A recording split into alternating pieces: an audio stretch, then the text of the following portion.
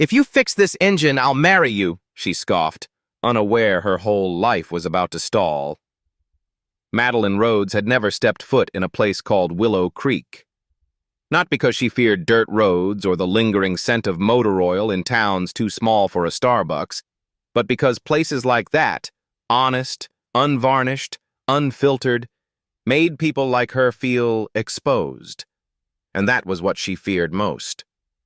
Her black Mercedes glided along the gravel road, rain pounding the windshield like fists from a storm that had waited too long to be heard. She glanced at her watch. 10:08 a.m.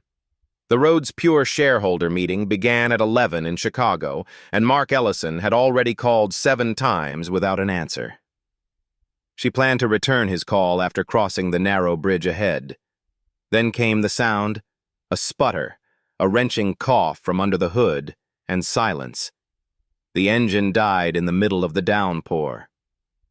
"Perfect," she muttered through clenched teeth. She stepped out, high heels instantly swallowed by a cold puddle. Her beige suit, tailored to perfection, clung to her like a wet promise undone. Rain drenched her hair as she scanned the road, hoping for a miracle. And then, through the mist, she saw it.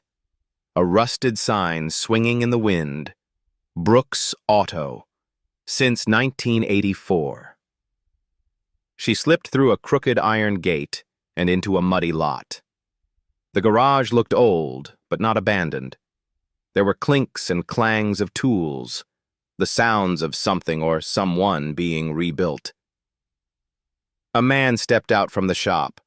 He wore a flannel shirt faded with time, jeans stained with grease, and carried a wrench in one hand. He was tall, broad-shouldered, sun-worn. But it wasn't his build that made her pause. It was his eyes.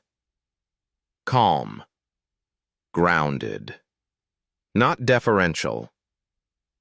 He didn't know who she was. And more importantly, he didn't care.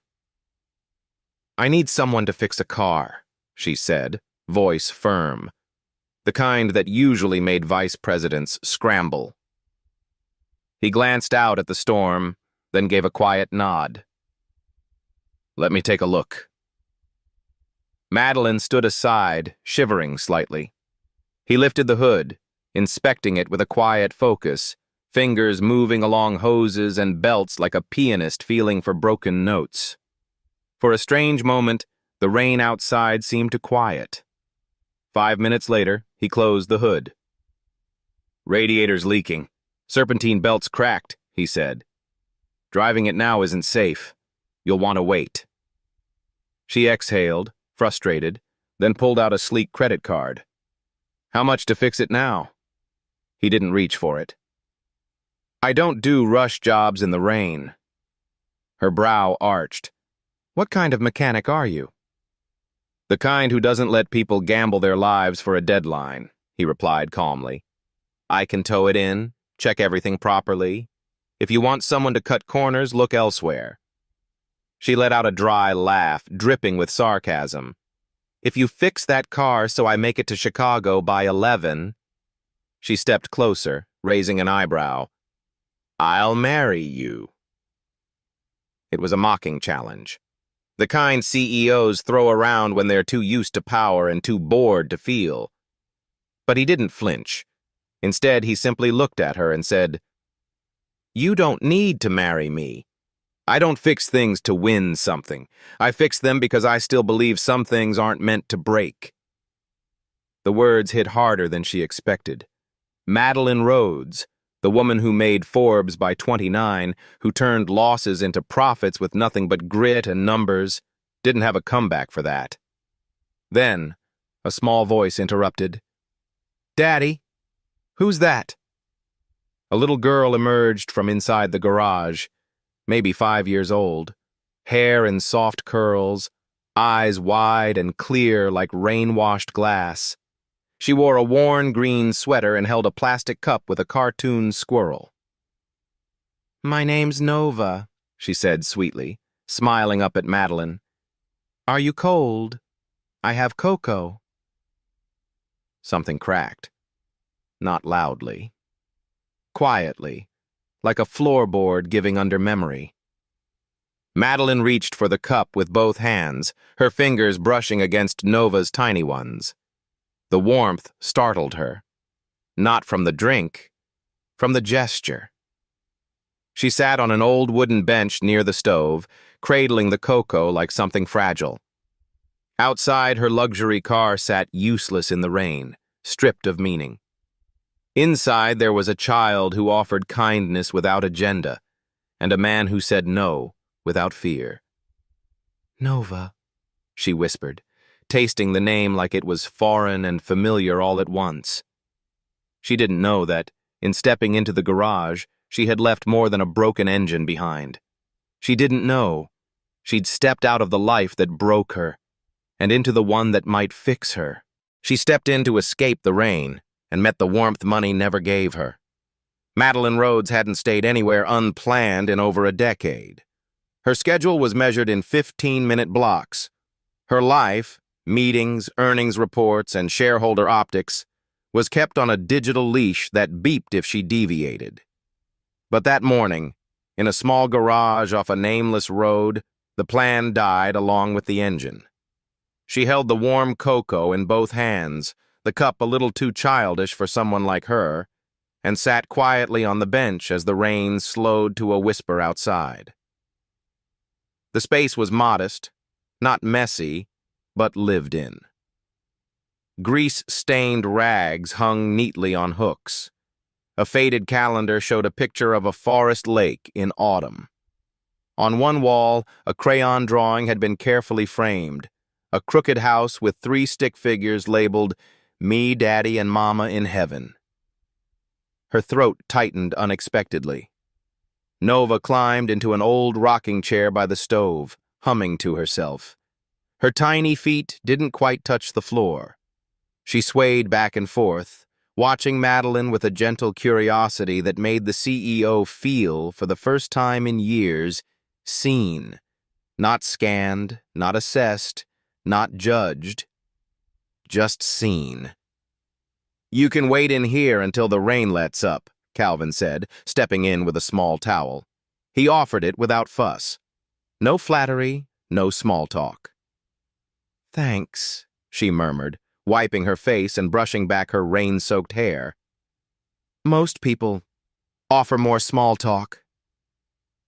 I find silence makes space for what matters." She looked up, surprised by the sincerity. "That's supposed to be wisdom or just personality?" He gave a half smile. "Bit of both." She let out a faint chuckle, and that surprised her most of all. Laughter felt foreign in her chest, like something she hadn't worn in years. The stove crackled. Outside, the world remained wet and gray. Inside, the room grew warmer, not just from the fire, but from something older, the quiet comfort of a life that didn't need polishing to be whole. "Nova's drawing," Madeline said after a long pause, pointing to the wall. "It's beautiful. She made it when she was 4. Said her mom lives in the clouds now. Told me she still colors for her so she doesn't get lonely." Her fingers tightened slightly around the cup. "How long has it been?" 3 years, Calvin said, voice steady. "Drunk driver, wrong side of the road. I was still working in Denver. Software diagnostics for a tech firm. Thought I was building something real until I had to choose between another promotion and raising my daughter." He didn't sound bitter, just honest. "I left, sold the apartment, bought my dad's old shop here. I fix things now, the kind I can hold in my hands." Madeline looked around, at the walls that held his pain and his peace at once. "You walked away from everything," she said, half question, half reverence. "I walked toward her," he corrected, nodding toward Nova, who was now drawing in a coloring book with her tongue sticking slightly out, utterly focused, utterly content. Madeline turned back toward the fire, her voice lower now. I grew up in a house with 26 rooms, each one colder than the last. Calvin glanced over. Your parents? My mother ran a family office like a war general. My father managed oil pipelines across 5 countries. I saw them more in annual reports than at dinner. I was raised by a French tutor and 2 nannies. I got straight A's, top of every class, every year. She paused. Not once did anyone ever say they were proud. She hadn't meant to say that last part. It slipped out, as if the fire demanded honesty. Calvin didn't interrupt or console. He simply nodded, like someone who knew better than to fill silence with noise. Madeline took a breath and asked quietly, Is it always this quiet here? He smiled. Most days. She shook her head. I don't know how you live with that much space, that much stillness. Maybe you've just been hearing too much of the wrong noise. Her eyes met his. It wasn't flirtation. It was recognition. Nova came over and handed Madeline a crayon drawing. 3 people under a rainbow. One was a woman with big heels and what looked like lightning bolts coming out of her head. That's you, Nova giggled. You looked mad when you came. Madeline laughed, a real, unguarded laugh. I did? Nova nodded. Now you look like someone who drank cocoa. Outside, the storm had eased into a drizzle. But inside, something in Madeline softened, like a knot she didn't know she'd been carrying had finally begun to untangle. She looked at Nova, then at Calvin. I should call my office, she said reluctantly. They'll start to panic. Calvin shrugged. Tell them you're safe. That's the only update they need. She stared at the flickering fire for a long moment, then pulled out her phone and turned it off. Not airplane mode, not silent, just off. She leaned back in the wooden chair, cocoa in hand, silence all around. No ticking clock, no blaring notifications. Just a room warmed by fire and crayons and presents. And for the first time in years, Madeline Rhodes didn't feel rich. She felt full. As her assistant barked through the phone, she realized she didn't want to leave. The sun peeked out reluctantly, painting a thin gold line along the foggy edge of Willow Creek. Madeline stood by the window of the garage office, her hands wrapped around a second cup of cocoa, this one made with fewer words and more trust. Nova was outside, chasing a paper airplane Calvin had folded for her. Every time it landed, she'd pick it up, read the name she'd scribbled on the wing, Maddie, and toss it again, higher this time. Each flight, just a little longer. Madeline's phone buzzed against the wooden windowsill, breaking the peace like a knock on a door she didn't want to answer. She hesitated, then picked up. Madeline, came the voice, sharp, anxious, and entirely too loud. Where the hell have you been? It was Hannah, her assistant, loyal, effective, and now bordering on hysteria. We've delayed the meeting once already. Mark's circling the board like a vulture. He called a closed-door session with the executive committee. There are rumors you've had a breakdown. Madeline sighed. Let them talk. Let them, Madeline, are you hearing yourself? Rhodes Pure is at a pivot point. If we lose that green pipeline bid to Ellison Holdings, our numbers will tank. She walked out to the porch, watching Nova spin in circles with arms outstretched. Maybe that's not the worst thing. There was a stunned pause. Madeline, please tell me you're not still in... wherever you are. I'm in a garage, a real one, with tools that aren't metaphorical. Have you lost your mind? Madeline looked up at the sky. Maybe I'm finding it. Calvin stepped onto the porch, wiping grease from his hands. He didn't say anything, just stood next to her, close enough to feel like an anchor. She lowered the phone.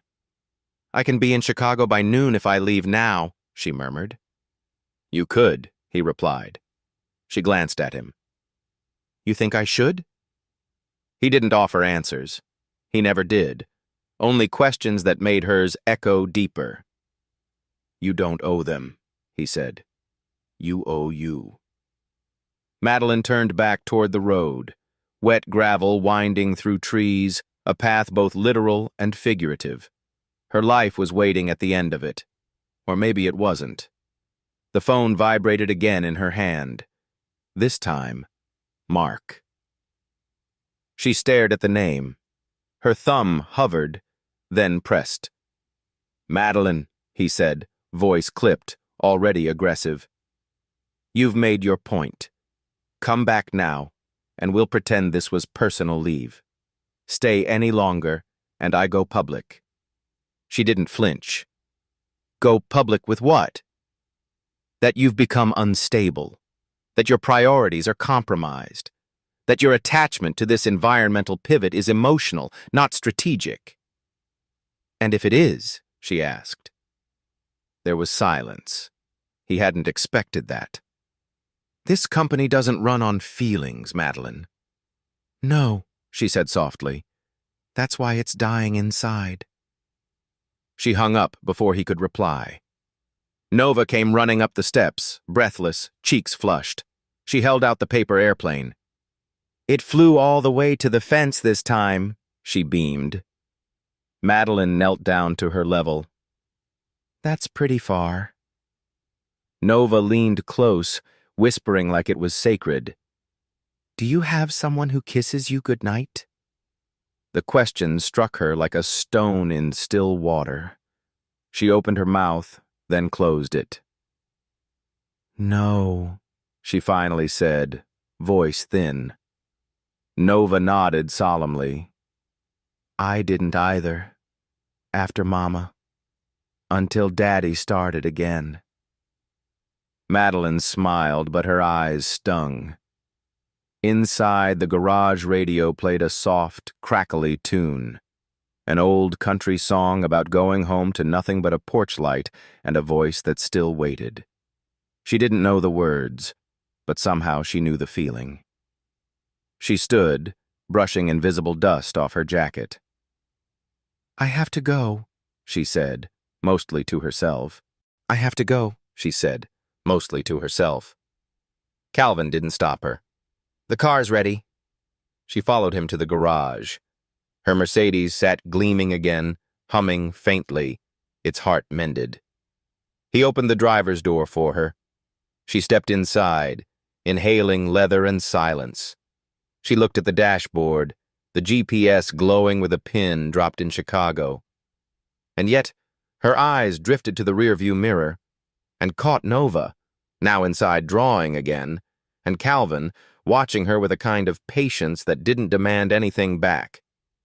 She turned the key. The engine purred. She shifted to drive, then stopped. "I'll call if I change my mind," she said. "You don't have to," Calvin replied. She lingered a moment longer. "You ever get tired of being right?" He grinned. "Only when people start listening." Madeline smiled faintly, then drove. She didn't make it 5 miles before pulling over at a viewpoint, high above a lake that shimmered under the shy sun. She sat in the car for 20 minutes, staring at nothing. At everything. Then she pulled out her phone, opened the road's pure calendar, and deleted the 11 a.m. meeting. No excuses, no emails. She stared at the blinking cursor for a long time, then typed a new event. Breathe. Location. Here. Time. Until further notice. And for once, she didn't feel like she was running late. She felt on time. She threw wealth. He handed back Grace. Madeline returned to the garage at dusk, not because her car needed more work, but because something in her did. She stepped out into the cooling air, heels crunching on gravel. The wind carried the scent of rain and oil, oddly comforting now. A dog barked faintly in the distance. The town was folding itself in for the night. Calvin was under a lifted truck, socket wrench in hand, dust on his arms, as if time hadn't moved at all. Nova was at a small table nearby, painting rocks with glitter and sky blue paint. He slid out from beneath the truck just as she approached. "You're back early," he said, not surprised, not smug, just present. "I never made it," she admitted. "Turned around halfway. Thought maybe the radiator needed a second look." He looked at her, grease on his cheek, eyes clear. "It doesn't. But you can stay anyway." She paused. Her throat tightened. "I'm not used to not needing a reason." Calvin didn't speak. He wiped his hands, stood and waited. Not for an explanation, just for her to be. She reached into her purse and pulled out a slim black envelope. "There's $10,000 in here, more if you need it. You closed the shop for me. I know what that costs a man with a child." He didn't reach for it. He didn't even blink. "Not everything has a price," he said evenly. Madeline's expression darkened, more in defense than anger. "Don't be naive. The world runs on transactions. I'm just settling the bill." "No," he said gently. "You're trying to buy something that shouldn't be for sale." She stiffened. "And what would that be?" "My kindness," he said without flinching. "My silence. My respect. My daughter's trust." His words didn't pierce like bullets. They settled like truth. Madeline's voice dropped to a whisper. "You think I'm some heartless heiress who throws money at the messes she doesn't know how to clean?" Calvin tilted his head. "No. I think you're a woman who's been taught to earn love the same way she earns power. And I think you're tired." Her mouth opened, but no words came. She had argued with governors, outmaneuvered billionaires, but this man with rough hands and steady eyes had said something no one else ever had. He had seen her. The silence between them was not awkward. It was full, like a held breath. "You don't know me," she said at last. "I know enough," he replied. "I know when someone's lost, and I know when they're close to finding something real." She stared at the envelope in her hand. Slowly, she lowered it. "I'm not good at this," she murmured. "You don't have to be," he said. "You just have to stop running from it." She sat on the old bench outside the shop, her hands trembling slightly. Calvin didn't sit next to her. He sat across, at eye level, like equals. "My whole life," she whispered, "I've only been rewarded for strength, for walking out of boardrooms with the upper hand, for shutting doors before anyone else could slam them." "And?" he asked. "And now I don't know what to do with a door that's open." Nova came over then, holding out a rock she'd painted. It had uneven edges, too much glitter, and a wonky heart in the center. "For you," she said proudly. Madeline took it, unable to speak. "Daddy says you don't have to be perfect," Nova said with a shrug. "Just kind." Tears welled before she could stop them. One slipped free, tracking silently down her cheek. Calvin stood. "You can leave the envelope on the bench if it helps, but it won't change anything here." She looked up at him, eyes glassy. "Why are you like this?" "Because my daughter watches everything I do." She nodded slowly. That made sense. It was the only answer that did. Madeline rose, placed the envelope gently on the bench, then picked up Nova's rock with both hands. "This one's worth more," she said softly. Then she walked back toward the car, but paused at the door. Not to escape, just to breathe. "Tomorrow," she called out without turning. "I'll be back." Calvin didn't answer. He just watched her go, knowing she already had. It was just a piece of paper, but it shattered her pride. The next morning the sky was low and gray, and the town of Willow Creek felt wrapped in wool. Quiet, soft, and unhurried. Madeline arrived before the garage even opened, stepping out of her car in a knit sweater Calvin's size too big, borrowed the night before when the chill had crept under her skin. She didn't knock. She just stood outside the door, unsure if she wanted to come in or turn around.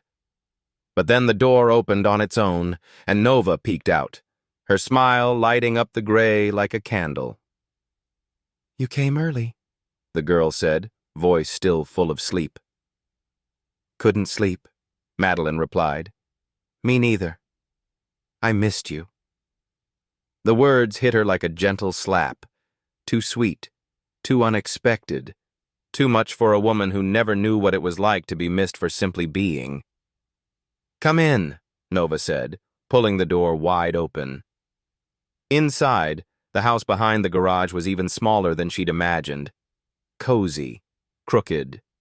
A kettle whistled faintly on the stove. A pile of folded laundry sat on the couch, half toppling over. And next to the fireplace, an old wooden box filled with letters, tools, and keepsakes. Calvin wasn't there. Nova explained he'd gone out for parts and left her with the neighbor briefly, but she insisted Madeline stay until he returned. "He'll want to see you. He smiled a lot yesterday after you left." Madeline smiled back. "He did?" "Uh-huh. He didn't say much, but his eyes were doing that twinkly thing." Nova tugged at a blanket on the couch and accidentally sent the wooden box tumbling over. Letters scattered across the floor like forgotten thoughts. Madeline crouched to help pick them up. One envelope, weathered and yellowed, caught her eye. It was addressed in pencil. The handwriting was rough but careful. "To her, if you're still listening." Madeline blinked. "What's this?" Nova leaned over. "That's Daddy's letter to Mama. He never sent it, but he reads it sometimes when he thinks I'm asleep." Madeline's hand hovered. "Should I put it back?" Nova shrugged. "He always says the truth shouldn't hide forever." Madeline sat on the edge of the couch, heart pounding, and slowly unfolded the letter. The paper crinkled in her hands like it carried someone else's pain. "Dear Emma, it's been 1,114 days, and I still don't know how to braid Nova's hair. She laughs when I mess it up, but sometimes I catch her looking in the mirror like she remembers your hands instead of mine. She asked me yesterday if angels know how to fix cars. I told her maybe the really good ones do. Some days I get mad at you for leaving. Isn't that crazy? As if you had a choice. But it's not anger. It's fear. Fear I'll get something wrong, and she'll stop smiling the way you did when I dropped the wrench on my foot the first time we met. I want to tell you something I never said loud enough when you were here. I was scared even then. But I thought strength meant hiding it. Now I know. It means showing up scared and staying anyway. I stay. Every day I stay. I learn the softness of things. I learn how to cry with the engine still running. I learn how to hold grief without letting go of joy. If you're still listening, I'm trying. I'm trying real hard." Madeline pressed the letter to her chest. Her vision blurred, not just from tears, but from the realization that this man, this quiet mechanic in the middle of nowhere, had written the truest definition of strength she had ever encountered. And he had never needed a podium to speak it. She had spent her life wrapping armor around herself, designer clothes, CEO titles, razor-sharp strategies, only to realize she had built a fortress too heavy to carry. Nova watched her silently, as if understanding what was happening without needing to name it. He writes her a new letter every year, Nova whispered. He says it helps. Madeline folded the letter gently and placed it back in the box. She didn't speak. Didn't need to. When Calvin returned an hour later, carrying a bucket of bolts and a loaf of fresh bread from the bakery, she met him at the door. Her eyes were still red, her voice quiet, but certain. I read your letter. He froze, just for a second. Then sighed, not in anger, but like a man letting out a breath he'd been holding too long. I didn't mean to snoop, she said. Nova thought it was okay. He set down the bucket. It is. It was beautiful, she added, voice cracking. And it undid something in me I didn't even know was broken. Calvin looked at her, not with judgment, but with the weight of someone who had learned to live without masks. Then maybe it wasn't just for her, he said. She nodded, then walked out to the back porch alone and stood there, arms crossed against the wind.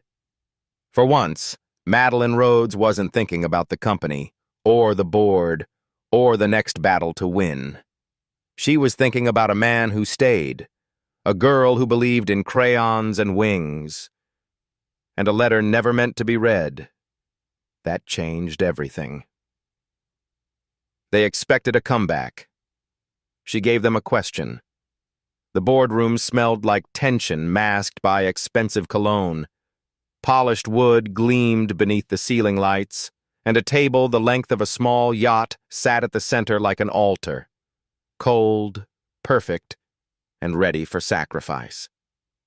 22 chairs lined its edges, filled with men and women in tailored suits, tapping pens, adjusting ties, whispering strategy.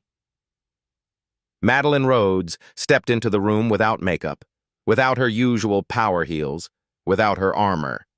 She wore a navy blue pantsuit, clean and simple, no jewelry, no entourage. Her phone was off.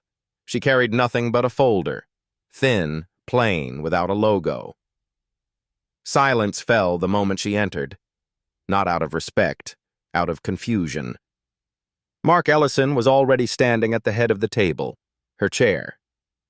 He hadn't sat down since arriving. His smile was shark smooth. "Welcome back, Madeline," he said with performative warmth. "We were just reviewing quarterly volatility and what we've been missing without your presence." The jab hung in the air like a foul scent. Madeline didn't blink. She walked to her chair and didn't sit. Instead, she turned and faced the room. No speech? Someone whispered. No defense? Another murmured. She opened the folder and pulled out a single photograph, a crayon drawing of 3 people beneath a crooked rainbow. She placed it in front of her. The board stared. Mark laughed. "What exactly are we looking at here?" Madeline finally spoke. "You're looking at what we've forgotten." A scoff from someone on the finance team. "This is a joke, right?" "No," she said, calm. "This is what's real." She took a breath, then let go. "I've spent the last 15 years of my life making this company bigger, faster, leaner. I turned losses into profit. We went public in 3 countries. We acquired 7 smaller firms.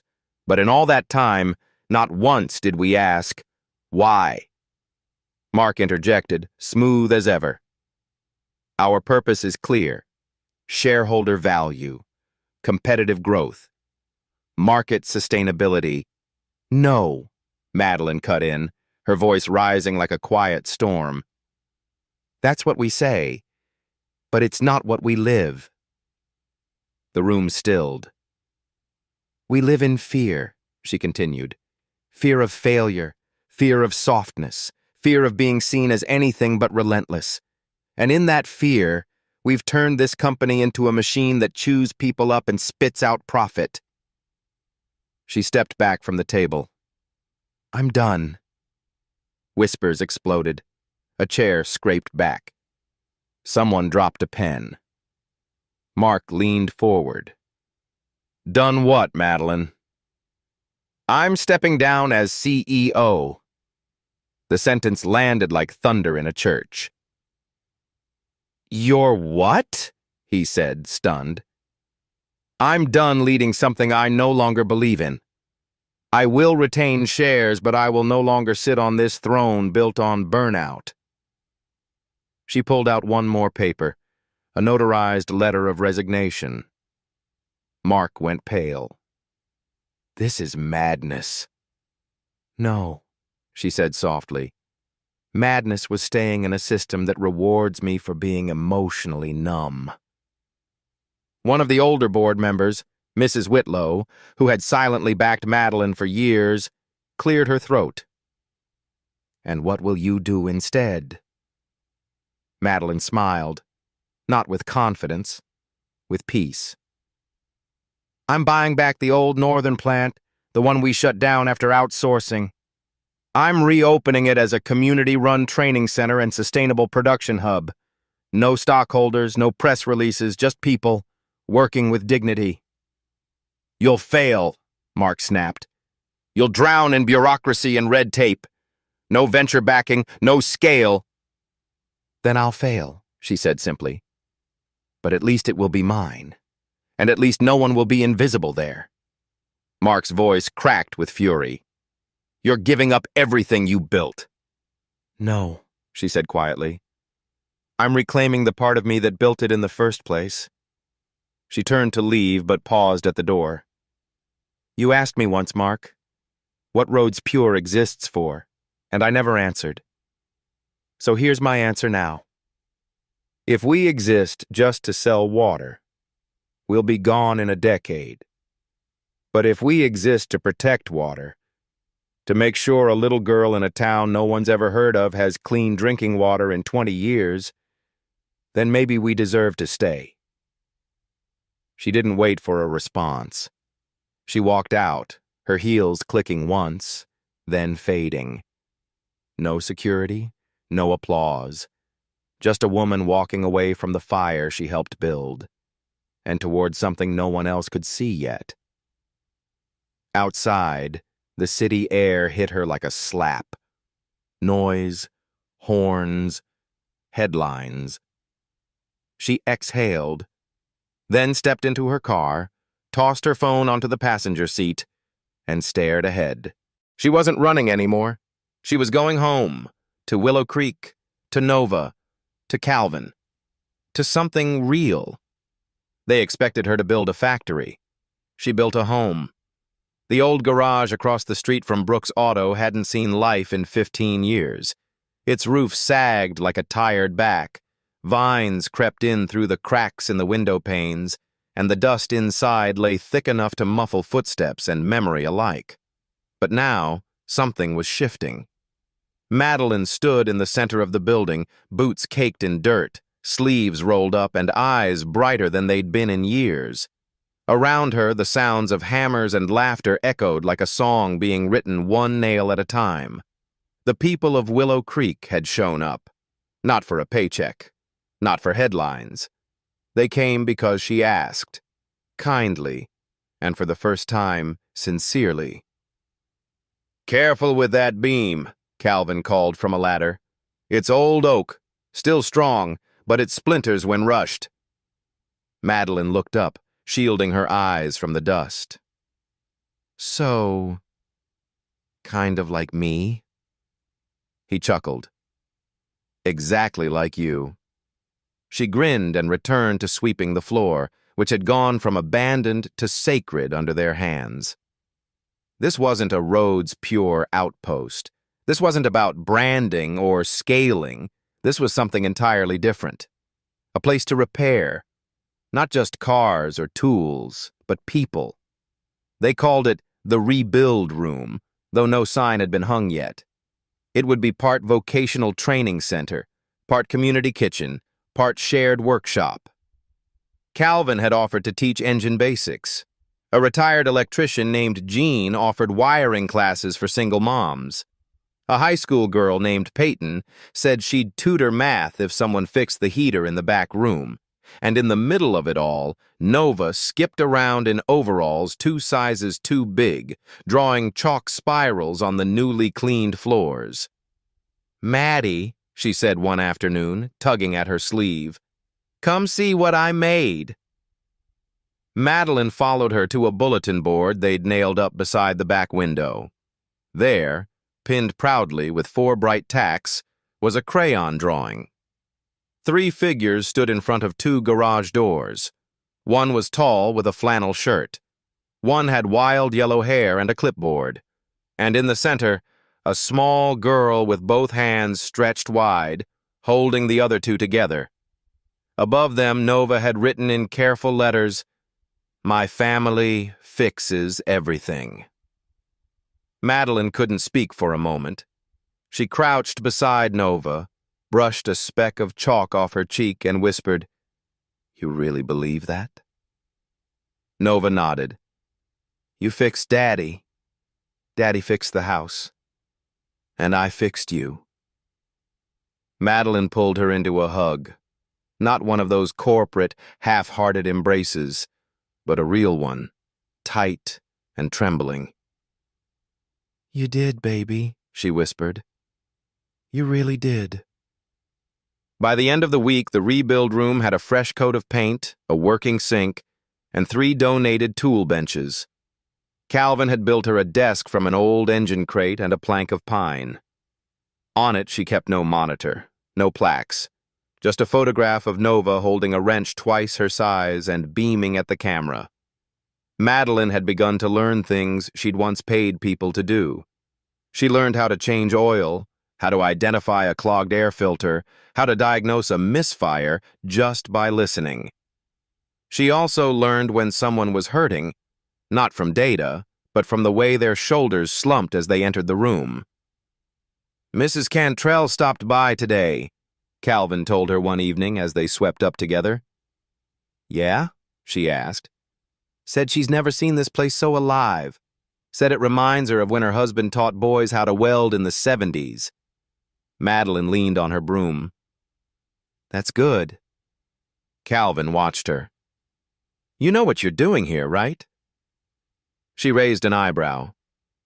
"Besides developing killer calluses?" He shook his head. "You're not just fixing a space. You're giving people back something they forgot they had." "What's that?" "Pride. Not the kind that shows off. The kind that holds on." She let that settle, let it echo, then reached into her pocket and handed him a folded paper. He opened it. A certificate of incorporation. The Rebuild Foundation. Non-profit. Independent. Community-led. Signed and dated in her own hand. "You're serious," he said. Madeline looked up. "Dead serious. I already transferred the Northern Plant's assets. Every machine, every bench, every dollar. It's here now. And it's ours." He didn't say thank you. He just reached out and took her hand. That night, as the sun dipped behind the pine trees, the town's power flickered for a few seconds. Inside the rebuild room, the lights stayed on. Because someone had rewired them earlier that morning. Because someone had believed this place could matter again. Because when people show up for one another, truly show up, things stay lit, even when everything else dims. He looked up, and the storm ended. The rain returned like an old habit, steady, relentless, and strangely familiar. Thunder rolled softly in the distance, not angry this time, but tired, like it just wanted to be heard. Calvin stood by the window of the rebuild room, watching droplets trace lines down the glass like memories too heavy to hold. Outside, the gravel darkened, the gutters swelled, and the streets of Willow Creek once again became rivers of reflection. Madeline hadn't shown up that morning. She hadn't called either. He hadn't realized how used to her presence he'd become. The sound of her boots across the floor, the way she rolled up her sleeves without asking, how she took her coffee black but always added 1 sugar when Nova was watching. He told himself it was fine, that she probably needed a day. But something tugged at him. A quiet ache, the way a house feels colder when just one light is missing. Nova sensed it too. Maybe she's scared of thunder, the girl said gently. Calvin half smiled. She doesn't scare easy. Maybe she's not scared of the thunder. Maybe she's scared of the quiet after. He looked down at his daughter, surprised. She shrugged. Sometimes the quiet means you have to feel stuff. Calvin crouched beside her, brushing a curl from her face. You are way too wise for your age. She giggled. I know. The front door creaked just before sunset. They both turned. Madeline stood in the doorway, soaked through, water trailing from her coat, hair plastered to her forehead. She wasn't wearing makeup. Her eyes were rimmed red, not from tears, but from lack of sleep, from trying. Calvin crossed the room in 3 strides. You should have called, he said, not accusing. Just there. I wanted to, she replied, but I didn't want to explain. He looked at her closely. You okay? She nodded slowly. I went to see my mother. The room fell silent. I hadn't spoken to her in 6 years, she continued.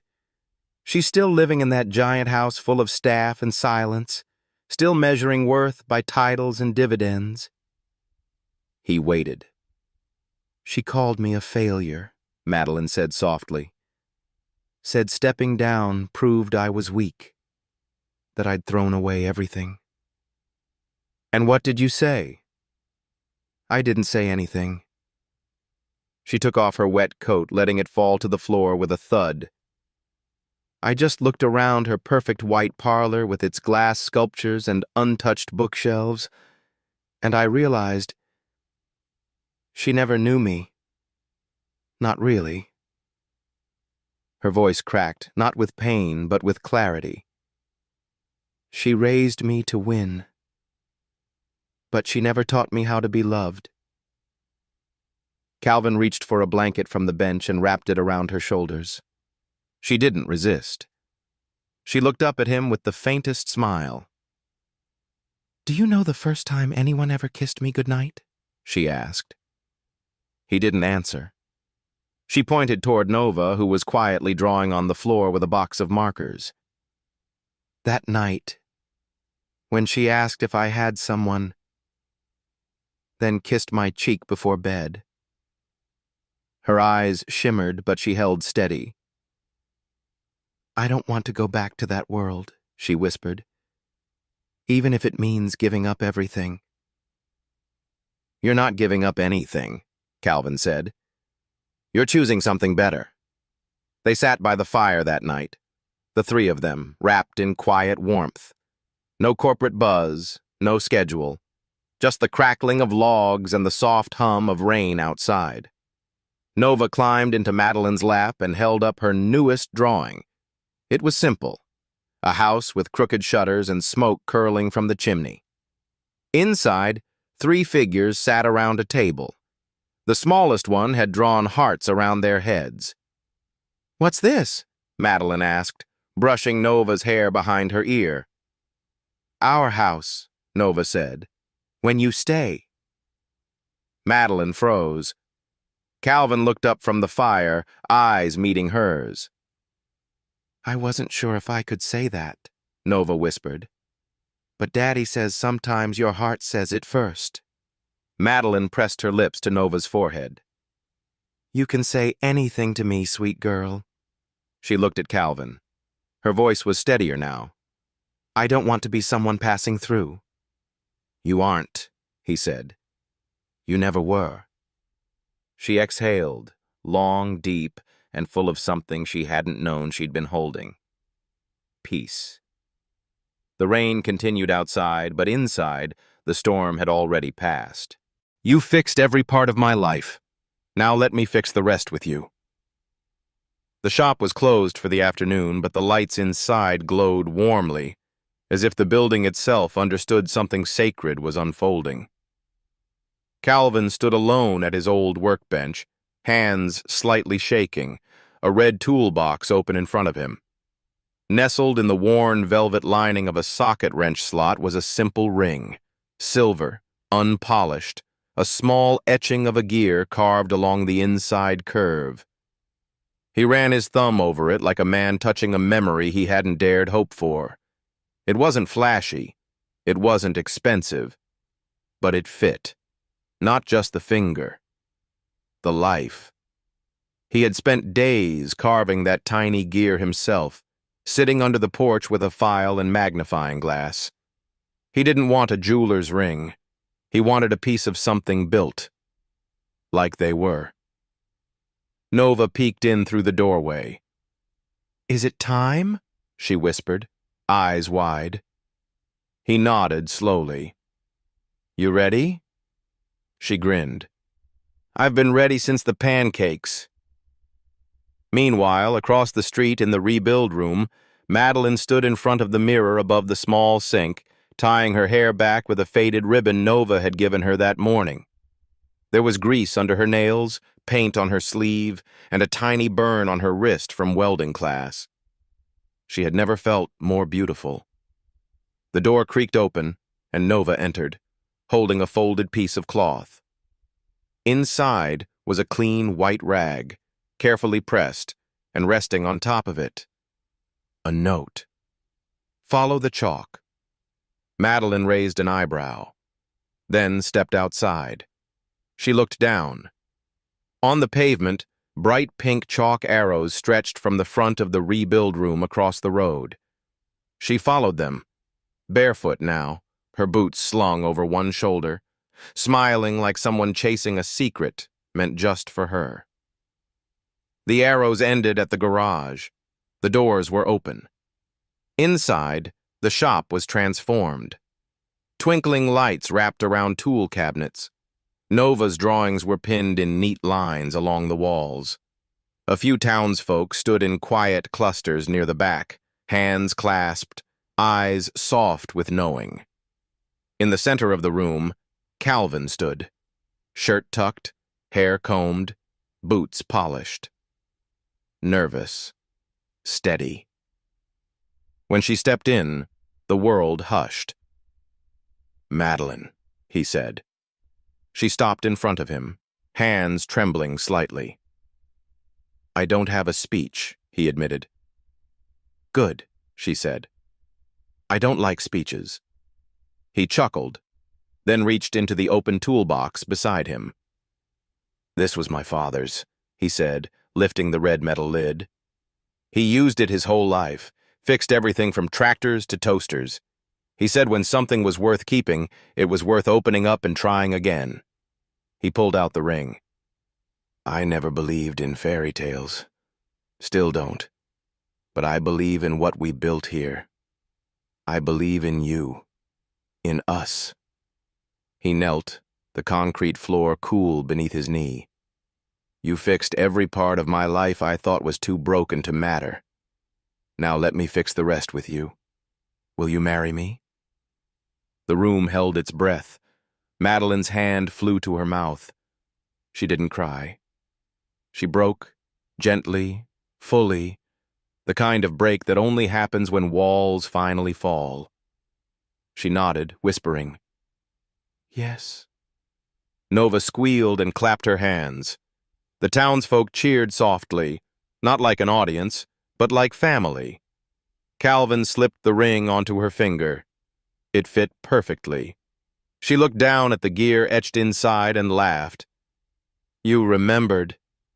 You said once, he smiled, that real love works like an engine. Quiet, strong, built to last. She kissed him, not out of passion but presence. Two lives meeting where they always should have been. Nova ran forward and threw her arms around both of them. "Maddie will be my mom for real now?" she asked, eyes shining. Madeline looked at Calvin, then knelt to Nova's level. "I've wanted to be your mom from the moment you gave me cocoa in a chipped cup." Nova beamed. The garage wasn't a cathedral. There were no flowers, no violins, no aisle. But there was grease on their hands. There was truth in their eyes. And there was love, not just in words, but in doing. That night, as the lights dimmed and the town slept, the toolbox remained open on the bench, empty of its ring, but filled with something stronger: legacy, promise, home. There was no headline, but the world still shifted. They were married behind the garage. No cathedral, no orchestra, no glass aisle. Just the sound of gravel crunching under chairs, birds settling in the branches, and an old wooden sign that now read, "The Rebuild Room, where good things are fixed and better things begin." The whole town came. Jean brought folding chairs. Peyton baked cupcakes with her grandmother. The high school metal shop students built a flower arch out of old engine parts and painted it white. Nova walked down the aisle barefoot, carrying a wrench instead of flowers. Because that's what love looked like here. Not polished, not borrowed, but used, real, and held together by hands that had worked for it. Calvin wore his father's jacket. Madeline wore a dress she'd sewn from an old linen curtain she found in the attic. She refused anything new. "I don't want new," she'd told Calvin. "I want ours." When the officiant asked if anyone objected, no one even breathed. The birds chirped louder than the crowd. A butterfly landed on Nova's shoulder and stayed there the whole time. They said their vows beneath a tree that had survived 3 lightning strikes and still grew. And when Calvin slipped the ring back onto her finger, the one with the tiny etched gear, she whispered so only he could hear, "I'm not fixed, but I'm home." After the ceremony, there was no limo. There was a potluck. People danced in the gravel. Someone brought a speaker that only played vinyl rips of old blues songs. Madeline and Calvin shared their first dance beside the toolbox that once held her future. Nova stood on a bench and read her speech out loud, holding a sheet of paper with paint smudges on the corners. "She didn't fix cars," Nova said clearly, "but she fixed my daddy's heart, and mine too." No one clapped. Everyone cried. Weeks passed. The Rebuild Room thrived. It wasn't famous. It wasn't franchised. But it was known, not across the world, but across fences, front porches, and the spaces between people who'd once forgotten how to ask for help. Teens who'd been skipping school now came to build shelves and fix bikes. Single parents brought in broken vacuums and left with working motors and a meal. An old man who hadn't spoken in years taught Nova how to balance a carburetor using a shoelace and a spoon. Madeline didn't sit at a desk anymore. She stood with her sleeves rolled, helping stain new floors and sweep sawdust from under workbenches. Her inbox stayed at 0. Her soul didn't. One afternoon, Calvin hung a picture beside the front door. It was Nova's newest drawing. 3 figures: Calvin, Madeline, Nova, all 3 with oil-stained hands, big grins, and matching bandanas. Above them, she had written, "We don't build empires. We build each other." Madeline stared at it for a long time. Her empire had been sky-high once. Steel towers, global reach, infinite growth. But it had never made her feel held. Now, every time she passed that picture, she touched it like a ritual, not because it was art, but because it was proof. Proof that not all victories are loud. Some live in silence, in breath shared beneath a leaky roof, in the creak of a porch swing, in laughter that doesn't ask for an audience. One evening, as the sun sank low and the trees swayed with a kind of sleepy grace, Madeline stood on the front steps, watching Nova chase fireflies. Calvin walked up behind her, sliding an arm around her waist. "You ever miss it?" he asked softly. "The company?" He nodded. She was quiet for a moment. "Sometimes," she said, "but only when I forget what success feels like." "And what does it feel like?" he asked. She smiled, resting her head on his shoulder. "Like this." Inside the rebuild room, the lights flickered on, not because anyone flipped a switch, but because the motion sensor caught Nova spinning in the air with a jar of light. The room glowed, the picture by the door stayed steady, and somewhere deep in the quiet of that little town, the world shifted again, not with a bang, but with the sound of something broken being held, healed, and loved. At last, the end. Some stories don't ask for applause. They only ask to be heard, with the heart. If you fix this engine, I'll marry you is not a fairy tale. There's no castle, no magic spell, just a quiet mechanic, a woman who mistook power for love, and a little girl holding a chipped cocoa cup, and an unbroken heart. I wrote this story for anyone who once believed they had to win to be worthy of love. For anyone learning to live slower, to love without fear, to trust that kindness doesn't need a transaction to be real. Madeline didn't give up everything. She simply let go of what no longer grew her, to hold on to the one thing no one can buy, a place called home. And Calvin? He never fixed engines for recognition. He fixed them because he believed that the things worth keeping are always worth rebuilding. If you've ever felt like it's too late to begin again, remember, even the finest car once stalled in the rain, and the strongest walls often crack, just enough to let the light in. Thank you for reading to the end.